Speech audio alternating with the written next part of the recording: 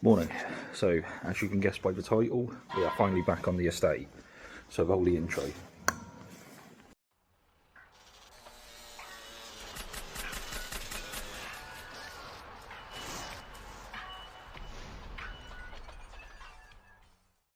So we left this estate project roughly 8 months ago.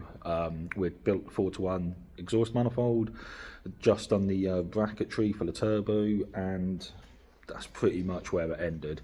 Life gets in the way, doesn't it? So at the end of the last video, the front mount intercooler setup for the sedan, I did start putting everything back into the estate to basically set up for this next series of videos. So just as a little refresh as to what the setup actually looks like, there is the very elaborate mount that was put onto a rod eye. So the intentions of that is basically, as the exhaust manifold potentially expands and contracts with heat, the turbo will be able to turn and sort of twist with the thermal expansion. That's the theory. Whether or not it works, nobody knows. But hopefully it also takes some of the stress off the manifold itself. So as you can see, it was all very tight back there as well. Quite literally, there is like a 5mm gap. I can just fit a 5mm Allen key between... don't want to do that. Can fit a 5mm Allen key between this member and the pipe you can just see on the inside back there. And then obviously this one is also tight. It was an unequal length manifold, but I would be damned if anyone can make an equal length manifold which fits in there with the inlet manifold for the front mount intercooler. So all in all, I think that was a fucking good effort. But yeah, so that's pretty much where we're up to. So in this episode, what we need to start addressing is the downpipe for the turbo system. What that will then enable me to do is to get the external wastegate plumbed in to the infeed of the turbo and the downpipe. So let's start having a look at that. Now that was a pretty damn big sigh for a reason, because I'm hoping to try and put 3-inch downpipe in there to alleviate some of the pressure off the turbo as it's spooling up. Mainly because I didn't expect it to come straight off the back of the turbo on a 90, so I could build this at 2.5-inch, but I feel like a 3-inch downpipe into 2.5 will just take away as much back pressure from the turbo as possible.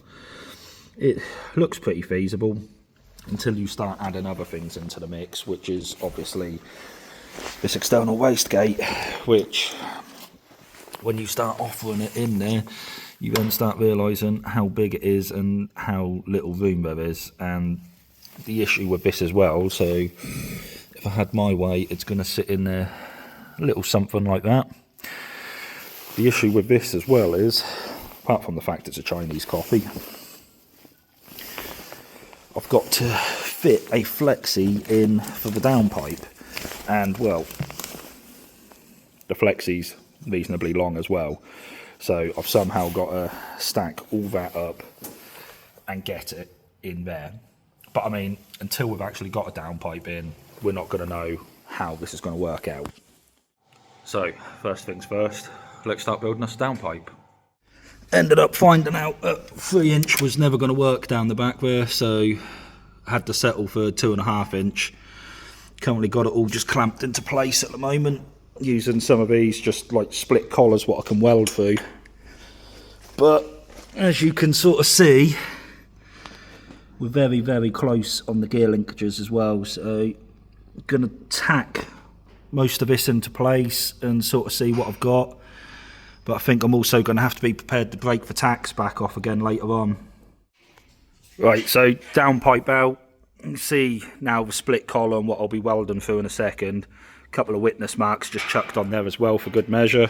And hopefully we hear some grunts out of Aidan as he's trying to sort out that engine crane. I've done it. But yeah, so now I've got to set up the welder and tack this into place hopefully.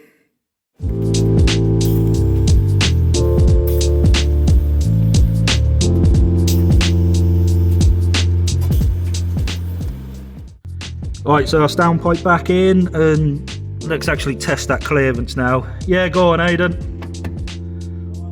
Ooh.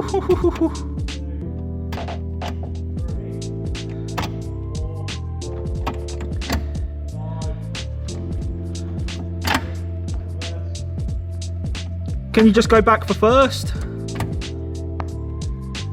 So that is the absolute extremity, and yeah, 5-6 mil gap, I'd call that a win.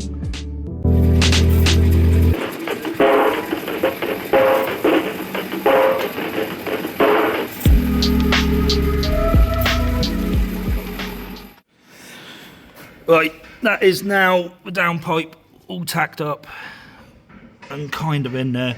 So just got a 90 left to put in to introduce it into the tunnel, but now with no clamps, we can actually see the clearance she's got properly. So 2.5 inch, it just clears everything so much better. Genuinely don't know how they got 3 inch in there, but yeah, that'll do nicely. Right, so before I get any further with this, I do actually need to weld this all up. So I'm going to tack that flange up, and I think I'm going to weld all these up now. And then that way I know this pipe will be sturdy going back and forth into the engine bay.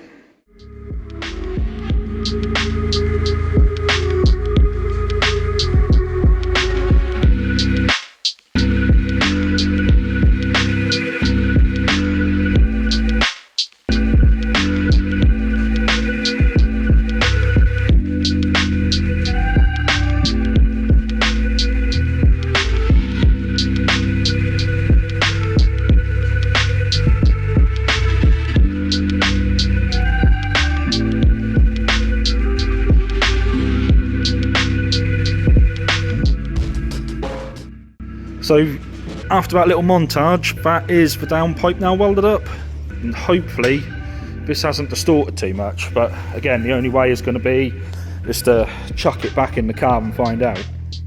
Downpipe's now back in, and yeah, she fits absolutely like a glove. So luckily there's no distortion there. Still got the flange to weld up at some point, but that'll have to be done a little bit at a time to avoid that actually bending, warping and distorting. So next thing is to start having a look at this external wastegate I wanted to put in. So I'm kind of teetering on the slam panel at the moment. Try and get this out. But yeah, so hoping the external gate will go in something like that. Kind of want it to be a little bit of a showpiece as well. But the problem, just climb back off. Problem with doing that is this will literally come off the manifold as a T, so it's not exactly going to give gate priority. Now, I don't know if that's going to matter as such, because being V&T, we shouldn't actually need the external gate. That is literally only going to be there for a safety valve. But in the want to do things properly, I'm going to look it up tonight, sort of see what I find, and see if I can just get away putting it in as a T, whether or not I ditch it, or whether I just literally stick with it being purely V&T control with no safety valve in it. The only thing what scares me is if the manifold in the back reaches, I think it's about 60-70 psi, because this is springs and buckets, unlike the HDI, which is hydraulic lifters, it could end up snapping the camshaft. So, decisions to be made basically, but I'll go away and have a think about that tonight.